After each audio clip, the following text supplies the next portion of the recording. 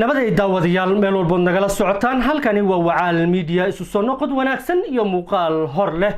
muuqaalkeena maanta waxaynu ku eegi doonaa arrin xasaasi ah oo in dhawaalaba ka taagneed xuduudda u dhaxaysa wadamada Kenya iyo Soomaaliya isbuucii la soo dhaafay ayay ahayd markii ciidamo kala taabacsan dawladda federaalka Soomaaliya iyo kuwa Jubbaland ay faraha isla galeen halkaasi oo qasaare lixaad leh ay ka soo kala gaareen labada dhinac waxaa sidoo kale xusid mudan in dhowr qof oo rayid ah halkaasi ay ku dhinteen iyadoo sidoo kale la gubay guryo lana soo sheegaya dhaawac ka badan 20 in ay gaareen dadka rayidka ah ee ku kala sugan labadaasi magaalo hase ahaatee hadda waxaa la soo sheegayaa in uu soo cusboonaaday is-abaabul hor leh oo u dhaxeeya dawladda federaalka Soomaaliya iyo ciidamada daacadda u ah wasiirka amniga ee Jubbaland Cabdirashiid Janan oo hadda la sheegaya inuu ciidamo fara badan keenay magaalada Mandheera muuqaal ayaan inkaga haynaa sidoo kale waxaan idin kaga haynaa arrinkaasi dad aan kala xiriirnay muuqaalkan aan maanta idinla wadaagi doona sidoo kale waxaan ku jarjari doonaa maxaa ka dhalan kara hadiiba ay dhacdo in ay isdagaalaan mar kale ciidamada kala taabacsan dawladda federaalka Soomaaliya iyo kuwa Jubbaland waxaa in dhawaalaba jirtay in siyaasiyiin ka tirsan dalka Kenya gaar ahaan kuwa ka soo jeeda waqooyi bari ay codsanayeen in wasiir Janan uu isaga baxo magaalada Mandheera oo in dhawaalaba uu ku lahaa saldhigyo uu iskaga soo abaabulo kana soo qaado dagaalo ka dhan ah dawladda federaalka Soomaaliya shalay ayay ahayd markii baarlamaanka Mandheera County uu si mug leh uga hadlay arrinka ku saabsan xurgufta u dhaxaysa dawladda federaalka Soomaaliya iyo xoogagga uu hogaamiyo wasiirka baxsadka ah ee dawladda federaalka ah ay ku sheegtay in uu ka galay dambi dhulka Soomaaliya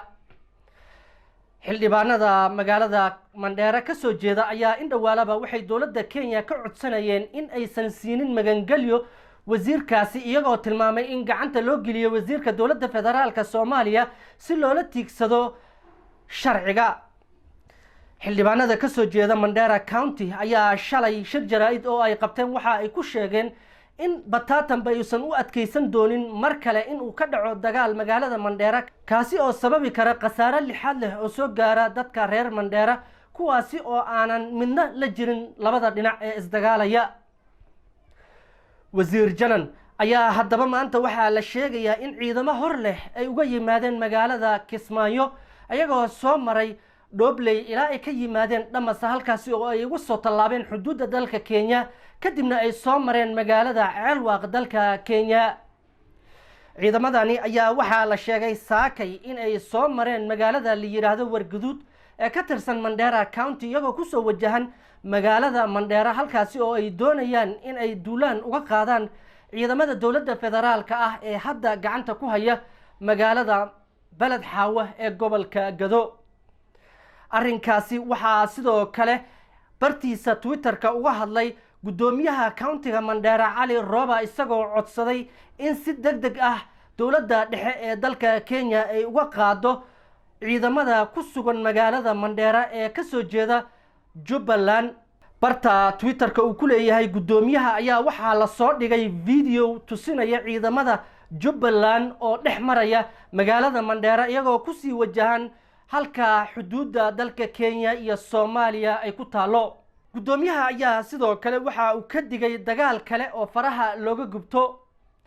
haddaba gudoomiyaha ayaa muuqaalkaasi uu soo dhigay qoraal la socday waxa uu ku yiri xoogagga Jubbaland oo maanta aan xaqiijinayno inay ku dhex sugan yihiin magaalada Mandheera ayaa ciidamadaas baabuur ay wataan waxa ay dhex marayaan si awood ahna ay u dhex muraafayaan magaalada Mandheera gudoomiyaha ayaa ka codsaday dawladda dhexe inay arrinkani soo farageliso walow uusan ilaa hadda isagaba uusan sheegin tallaabada ka maamul ahaan ay qaadayaan hadiiba dawladda Kenya ay diido in ay arrinkaasi wax ka qabato muuqaalada ayaa waxa ay tusinayeen ciidamada Jubbaland oo wata gawaarida gaashaaman iyo kuwa dagaalka oo dhex maraya magaalada Mandheera bartamaheeda halka loo yaqaano Bula Jamhuuriya iyagoo ku sii jeeday xuduudda dalka Kenya iyo Soomaaliya kala qaybisa bal aynu eegna muuqaalka uu gudoomiyaha soo dhigay bartiisa Twitterka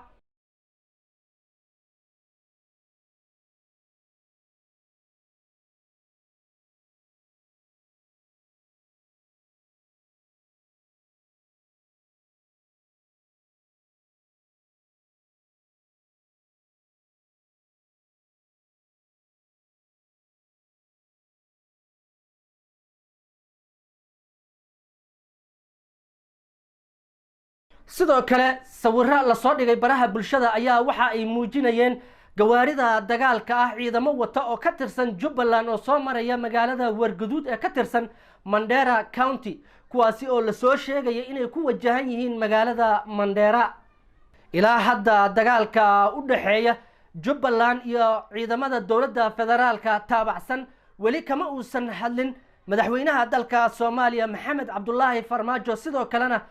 madaxweynaha maamul goboleedka Jubbaland Axmed Madoobe isna kama uusan hadlin walow labada dhinacba si gooni ah ay ciidamo ugu soo dabaabulayeen gobolka Gado iyagoo doonaya midba midka kale inuu ka faramaroojiyo xukunka magaalooyinka Luuq Doolow iyo Beled Xaawo oo hadda ay gacanta ku hayaan ciidamo taabacsan dawladda federaalka Soomaaliya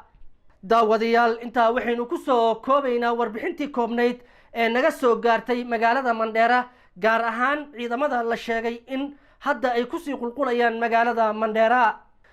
wixii taladaada ah waad nala soo wadaagi kartaa tani intaynu ku kulmayno barnaamijkan kiisa kale waxaan idinkaga tagayaa wassalaamu calaykum waraxmatullaahi wabarakaatuh